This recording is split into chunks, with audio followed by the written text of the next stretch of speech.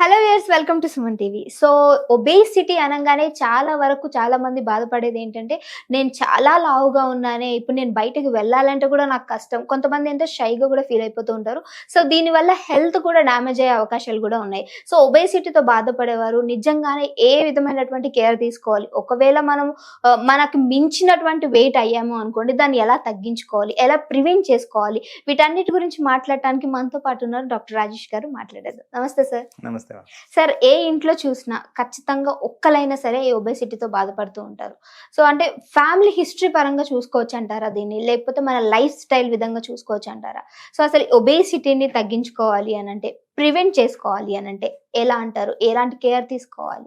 So basically మీరు అన్న first thing ఏంటంటే, ఇది ఫ్యామిలీ పరంగా వస్తుందా, లేదు లైఫ్ స్టైల్ పరంగా వస్తుందంటే 100% life style, 100%.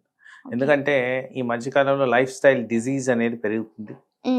So life style related problems ఎక్కువగా ఉంటున్నాయి కాబట్టి వాటిల్లో వన్ ఆఫ్ ద కాంపనెంట్స్ ఈ ఒబేసిటీ కాబట్టి కంపల్సరీ అది లైఫ్ స్టైల్ కింద మనం కేటగరైజ్ చేయాల్సిన అవసరం ఉంది. ఎక్కడో కొంత స్పొరాడిక్ కేసెస్లో ఫ్యామిలీ పరంగా వచ్చేదానికి ఛాన్స్ ఉందేమో కానీ, బట్ యాక్చువల్లీ ఇది లైఫ్ స్టైల్ డిజీజ్ కింద మనం కేటగరైజ్ చేయాలి. ఎస్, ఇది మేజర్ ఇష్యూ. ఇది పాండమిక్ లాగా కన్సిడర్ చేస్తున్నారు. సో ప్రపంచవ్యాప్తంగా ఒబేసిటీ అనేది చాలా ర్యాంపెంట్గా స్ప్రెడ్ అవుతుంది.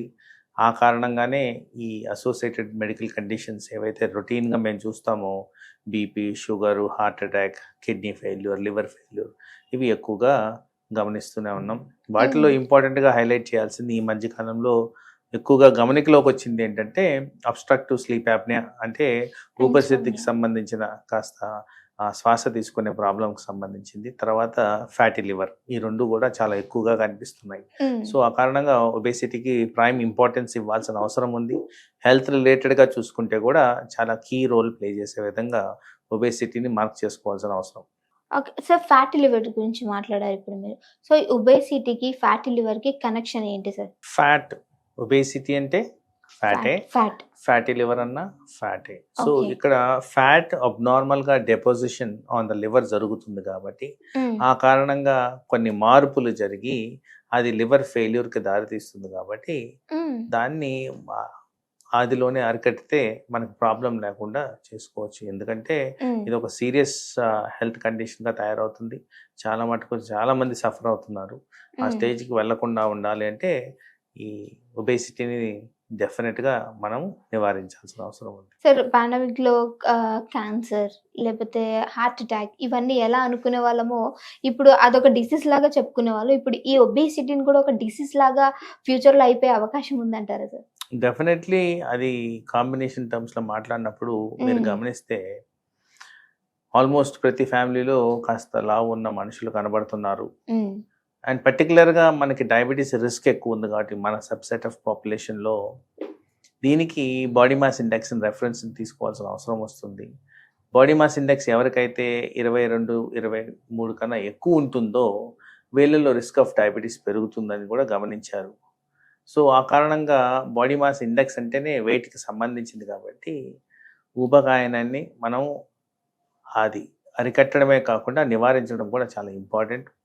సో ఇలాంటి ప్రక్రియలు చేసిన దానివల్ల మనకి హెల్త్ రిలేటెడ్ ఎఫెక్ట్స్ మేజర్గా ఏవైతే డయాబెటీస్ అండ్ హైపర్ టెన్షన్ ఉందో అవి ముడిపడి ఉన్నాయి కాబట్టి వాటిని మనం అవాయిడ్ చేసుకోవచ్చు. అంటే ఏజ్తో చూసుకున్న, అంటే ఏజ్ తక్కువ ఉన్న, ఇప్పుడు ఏంటంటే సార్ 5-6 ఇయర్స్లో పిల్లలు కూడా చాలా ఒబేస్గా కనిపిస్తూ ఉన్నారు.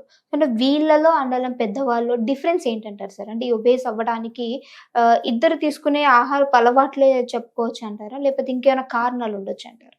ఎక్కువ శాతం మనం గమనించింది ఏంటంటే ఎవరైనా పిల్లల్ని కాస్త ఓవర్ ఫీడింగ్ అనేది జరుగుతుంది. ఎందుకంటే ఎవరింట్లో అయినా కానీ ముద్దుగా బొద్దుగా ఉంటేనే హ్యాపీగా ఫీల్ అవుతారు, చాలా బాగున్నాడు అబ్బాయి.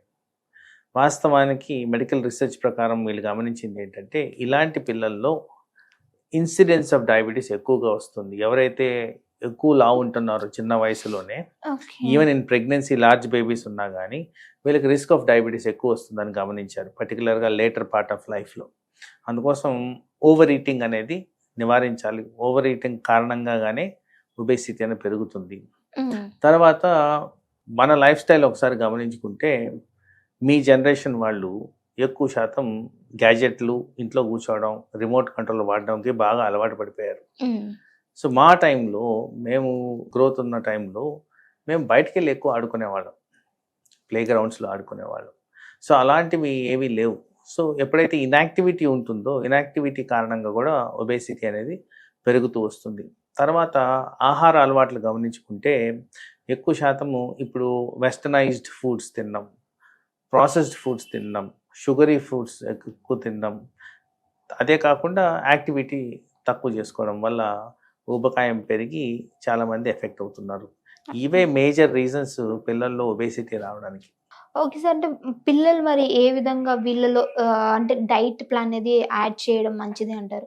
అంటే మార్నింగ్ ఒకసారి, ఆఫ్టర్‌నూన్, ఈ డిన్నర్ టైమ్‌లో ఇలా కాకుండా అంటే ఇంకేమన్నా ఎక్స్‌ట్రా మోర్ కేర్ తీసుకునే విధంగా మంచిది అంటారా? తీసుకుంటే మంచిది అంటారా? సో చాలా మటుకు మీరు గమనిస్తే పర్టికులర్గా స్కూల్ హాలిడేస్ టైంలో ఈ పిల్లలు ఎవరు కూడా అర్లీగా లేయట్లేదు, లేట్గా లేస్తున్నారు.